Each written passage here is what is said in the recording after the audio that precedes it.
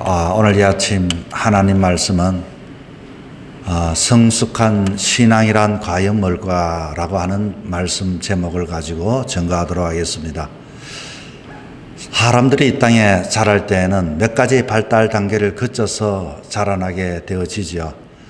세상에 태어나 유아기와 그리고 아동기와 그리고 청소년기 그리고 청년기와 장년기 그리고 노년기, 그렇게 점점 더 성숙되고 자라나게 되어집니다. 물론 거기에는 때로는 그 단계마다 퇴행이라고 하는 문제 앞에서 거꾸로 가는 단계가 있지만, 그래도 사람들은 어릴 때보다는 어른이 더욱더 생각하는 것이 더 성숙하다는 것입니다.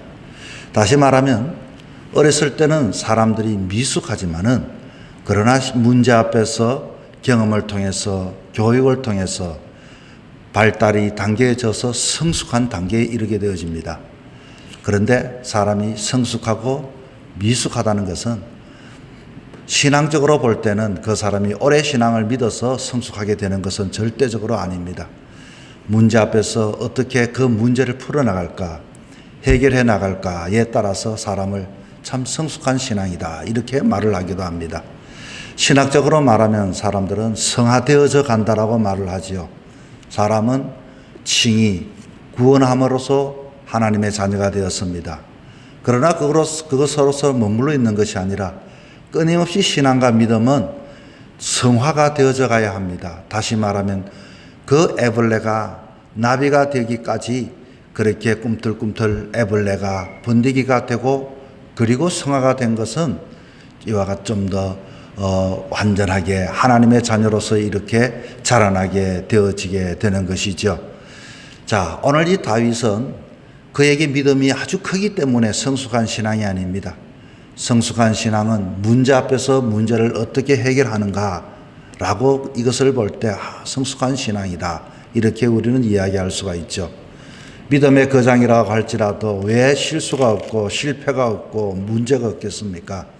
다윗은 잠깐 그렇게 믿음의 삶을 살아왔다가 그만 잠시 잠깐 하나님과의 관계가 끊어짐으로써 자기의 사랑했던 장수 우리아의 아내 밧세바를 취하게 되었죠. 자, 그리고서 그는 그것만 그런 것이 아니라 살인을 하게 되어지고 음모를 꾸미게 되어지고 죄를 덮으려고 하다 보니 참 문제와 난간에 부딪히게 되어졌던 것입니다. 이 문제를 나단 선지자가 다윗을 찾아와서 지적을 합니다. 자, 왜 어떻게 다윗이 성숙한 신앙이 있느냐고요? 그 문제를 지적할 때 사람들은 어떻게 합니까? 변명을 하지요. 이유를 대지요. 그러나 다윗은 그렇지 하지 않았습니다. 내가 잘못했습니다. 자기의 그 문제를 솔직하게 해결을 하고 주님 앞에 내려놓았다는 것입니다. 다윗이 회개하고 자기 잘못을 인정했을 때, 아마 나단이 지적했을 때 아주 정신이 번쩍 들었던 것 같습니다. 자신의 지은 그 범죄가 중대성을 깨닫고 즉시 하나님 앞에 바짝 엎드렸다는 것입니다. 자, 이제 그 죄가 발각이 되어지고 자기 자신이 잘못했다고 바짝 엎드려서 문제가 해결되어질까요? 회개에 돌입하게 되어진 다윗. 그러나 다윗의 진실하고 간절한 회개에도 불구하고 하나님은 밧세바 사이에 태어나는 그 불륜의 씨앗을 거두어 가시고 마는 것입니다. 지금 오늘 본문 15절에 봤더니 아예 이렇게 나옵니다. 우리아의 아내가 다윗에게 난 아이를 여호와께서 치심에 심히 앓는지라. 여러분, 부모 입장에서 자기 자신이 잘못했다 할지라도 그 아이가 질병인 고통 속에서 심히 앓는다고 생각해 보십시오. 그 모습을 옆에서 지켜보십시오. 야, 내 잘못으로, 나의 부족으로 인하여 내 아이가 저렇게 고통을 당하는구나. 어떻게 합니까? 하나님 앞에 매달립니다. 하나님 도와달라고. 잘못은 내가 한 줄 안다고. 내가 정말로 이 문제에 내가 변명하지 않고 주님 앞에 엎드린다고. 그런데 결과가 어떻게 되었다고 합니까? 16절입니다. 다윗이 그 아이를 위하여 하나님께 간구하되 다윗이 금식하고 안에 들어가서 밤새도록 땅에 엎드렸으니, 자, 이 아이를 이렇게 심히 쳤을 때 다윗이 취한 행동이 무엇입니까? 금식을 했습니다. 그리고 밤이 새도록, 밤이 맞도록, 밤이 새도록 금식을 했습니다. 그리고서 하나님께 나아갔다는 것입니다. 우리들은 문제를 해결하기 위해서 사람들을 만납니다. 그러나 다윗은 하나님의 사람이었기 때문에 역시 문제를 처리하는 방법도 아주 세련되게 하고 있죠. 이 문제를 내가 누구에게 찾아가야 할 것인가? 하나님에게 찾아갔습니다. 그리고 하나님 앞에 금식을 한다는 것은 여러분 곡기를 끊는 것입니다. 곡기를 끊는다는 것은 생명을 걸어놓고 하는 기도가 금식 기도인 것입니다. 그리고 사람은 주와 야가 있다면 밤을 이렇게 새도록 기도를 했다는 것은 자기의 모든 것을 거기에 다 드렸다는 것입니다. 그런데 여러분 어떻게 되었습니까? 죽었다는 것입니다. 자, 여기에서 성숙한 신앙과 미숙한 신앙의 차이가 나타나게 되는 것입니다. 여기까지 왔다면 여러분 어떻게 하시겠습니까? 주님, 내가 도무지 이제는 하나님께 기도드림이 무슨 의미가 있겠습니까? 금식하는 것이 무슨 의미가 있겠습니까? 이렇게 내가 주님을 의지하는데 주님이 거절하면은 내 신앙이 무슨 의미가 있겠습니까? 내가 원하고 내가 잘못한 것은 압니다. 부족한 것은 압니다. 나로 인하여 고통을 압니다. 그러나 내가 이렇게 주님을 향하고 금식을 하고 밤이 새도록 했으면 조금이라도 주님께서는 나에게 소망과 위로와 바다는 줘야 되지 않겠습니까? 여러분, 이게 일상적인 우리들의 고백입니다. 그런데 다윗은 어떡합니까? 깨끗하게 그것을 인정을 했다는 것입니다. 자, 여기에서 다윗의 성숙한 신앙의 모습을 보게 됩니다. 많은 신앙의 모습들은 내 소원이 있고 문제 앞에서 해결하기를 우리는 바랍니다. 그렇게 해서 새벽 기도도 작정을 하기도 하고 밤을 새기도 하고 그리고 나름대로의 내가 주님 앞에 시장되어진 장소와 시간 속에 주님 앞에 엎드리기도 합니다. 그런데 여러분, 내 뜻대로 내 마음대로 되지 않았습니다. 그럴 때 우리는 하나님 앞에 우리의 감정을 토론해낼 수밖에 없지요. 그럴 때 우리는 어떻게 합니까? 주님을 떠나기도 합니다. 하나님에 대하여 신뢰의 관계가 깨어진다고 우리는 생각합니다. 자기 자신이 잘못에 대한 생각은 하지 않고 말합니다. 주님, 그것만은 해주셔야 되지 않겠습니까? 오늘까지 쌓아왔던 그 신앙의 모습이 과연 그 결과가 이렇게 나오면 오늘까지 쌓아왔던 것이 무슨 의미가 있습니까? 무용지물이 아닙니까? 우리는 항이라도 할 듯이 주님 앞에 그렇게 원망하고 불평하고 아파하는 것이 우리들의 모습입니다. 여러분, 미성숙한 신앙은 감정의 중심에 의지하여 신앙의 삶을 살아가는 것이 미성숙한 겁니다. 지금 다윗만큼 감정의 변화와 고통이 아픈 사람이 어디 있겠습니까? 그러나 다윗은 거기에 대하여 하나님께 원망하지 않았습니다. 불평하지 않았습니다. 노 코멘트. 거기에 대해서는 내가 죄에 대하여 당연하게 그와 같이 하나님이 판단하시면 그것을 깨끗하게 받아들였다고 하는 것입니다. 자, 여기에 다윗의 성숙한 신앙의 모습을 보게 됩니다.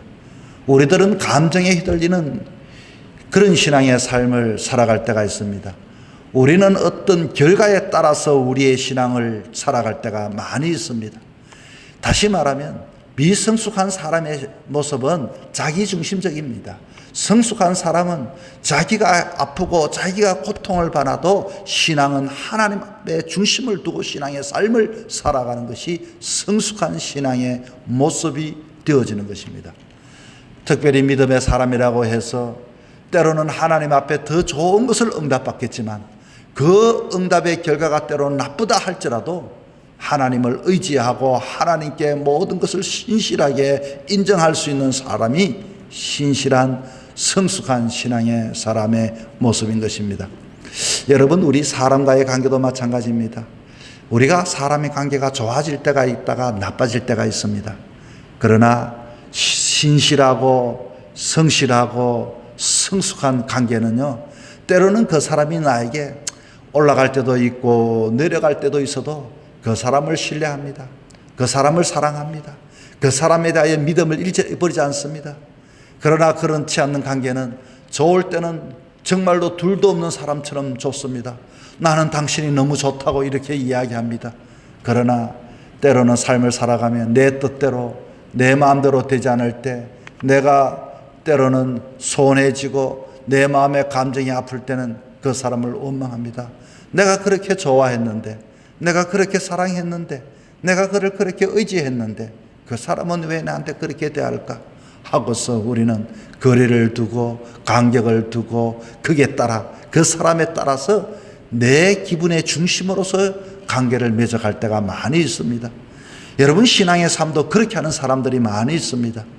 때로는 인간의 관계는 그렇다 할지라도 신앙의 관계는 여러분 절대적으로 변화가 있어서는 안 되겠습니다. 자, 오늘 본문에 봤더니 이 다윗이 갑자기 지금 아이가 죽었다는 소리를 들었습니다. 듣자마자 그때서야 통곡을 하고 원망을 해야 할 텐데 갑자기 자기 몸을 깨끗하게 씻고 기름을 바르고 그리고서 어디로 갑니까? 나는 하나님의 성전 이제는 돌아보지 않겠다 하고서 돌아선 것이 아니라 하나님의 전에 나갔다고 본문은 가르쳐 주고 있습니다. 역시 젠틀맨입니다. 역시 우리의 신앙과는 너무나도 다릅니다. 자, 지금 그에게는 얼마나 아픔이 있습니까? 얼마나 오늘까지 정말로 자기 잘못은 알고 있지만은 주님, 내가 연약하지 않습니까? 그래서 죄는 지었습니다만 그러나 나를 내팽개치면 어떻게 하느냐고 한 번쯤 전에 그와 같이 이야기할 만도 한데, 그러나 이야기하지 않습니다. 자기의 몸을 단장했습니다. 그리고 음식을 먹었습니다. 그리고 기름을 바르고 성전에 나갔다, 그 말인 것입니다. 이 모습을 본 신하들이 깜짝 놀랐다는 것입니다. 여기에 대한 다윗의 대답이 위대한 신앙 그대로의 모습을 보여주게 되어지는 것이죠. 본문의 22절의 모습을 봅니다. 이르되 아이가 살았을 때에 내가 금식하고 운 것은 혹시 여호와께서 나를 불쌍히 여기사 아이를 살려주실는지 누가 알까 생각함 이거니와 지금은 죽었으니 내가 어찌 금식하랴. 내가 다시 돌아오게 할 수 있느냐. 나는 그에게로 가려니와 그는 내게로 돌아오지 아니하리라. 자, 참 명언의 말씀을 남겼죠. 이 말은 여러분 무슨 말씀입니까? 생사하복은 하나님이 주권하에 있다는 하나님을 인정하는 신앙의 모습인 것입니다. 우리가 신앙의 삶을 살아가면서도 힘든 일이 많이 만날 겁니다. 때로는 나를 실망시키는 그와 같은 일들이 있을 것입니다.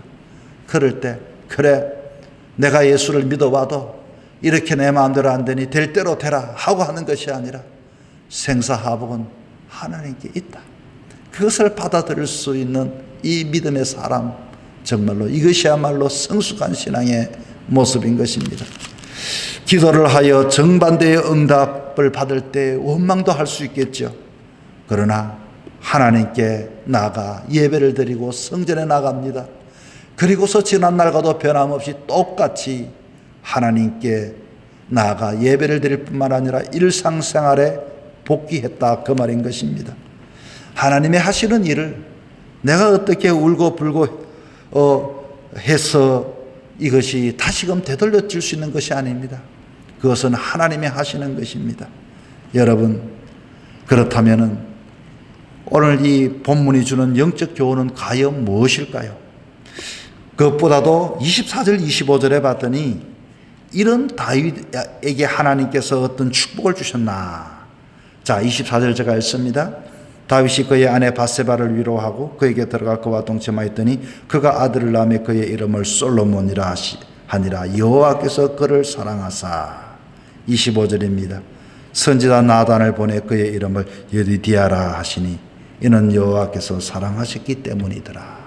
하나님께서는 솔로몬이라고 하는 걸출한 아들을 선물해 주었던 것입니다. 죄라고 하는 것은 여러분, 죄는 대가를 받습니다. 그러나 그것을 인정하는 자에게, 하나님 앞에 모든 것을 내려놓는 자에게, 그러나 대가는 받지만은 더 좋은 것을 하나님은 허락하신다는 것입니다. 자, 본문이 주는 영적 교훈은 무엇입니까? 그렇습니다. 다윗의 성숙한 신앙을 우리 또한 배워야 하는 것입니다. 결과에 따라서 이렇게 왔다 갔다 하는 신앙이 아닙니다. 지금은 너무나도 어려운 시대의 신앙의 삶을 살아갑니다. 때로는 주변의 사람들이나 환경과 여건과 내 마음들이 왔다 갔다 합니다. 오늘까지 내가 믿어왔던 그 신앙이 해가 될 때도 있습니다. 좀 하나님께서 이럴 때는 좀 역사해 주시면 참 좋았을 텐데, 그러나 여러분, 신앙은 내가 생각하는 입장에서 왔다 갔다 하는 것이 아닙니다. 성숙한 신앙은 그럼에도 불구하고 한결같이 변함없이 하나님을 인정하는 것이고, 그리고 하나님 앞에 변함없이 지난날에도 했던 일상의 신앙의 삶을 살아가는 것입니다. 우리가 배워야 할 영적 교훈은 과연 무엇입니까? 하나님은 회개한 자를 용서해 주십니다. 용서를 받아주실 뿐만 아니라 믿음으로 사는 자에게는 또 하나님께서는 선물도 주시는 하나님이심을 알아야 하는 것입니다. 오늘도 하나님이 저와 여러분에게 또 한 날을 주셨습니다. 감사하지요. 여러분, 이 날을 어떻게 사시겠습니까? 사람만 만나겠습니까? 여러분, 오늘 이 하루의 날을 내 감정으로만 살아가겠습니까? 눈에 보이는 것, 그리고 내 이익관계만, 그것을 가지고 관계를 맺어가는 신앙의 사람이 아니라, 눈에 보이는 것이 아니라 보이지 아니하지만 내가 믿는 그 하나님, 내가 결과에 따라서 믿는 것이 아니라 오로지 하나님을 인정하고 하나님 앞에 변함없이 하나님 앞에 예배하며 나가는 삶, 그것이야말로 우리가 이 땅에 살아가야 할 신앙의 모습인 것입니다. 여러분, 오늘 이 하루도 성숙하고 세련된 하나님의 자녀로서의 신앙의 삶을 살아가는 저와 여러분이 되기를 주의 이름으로 부탁을 드립니다.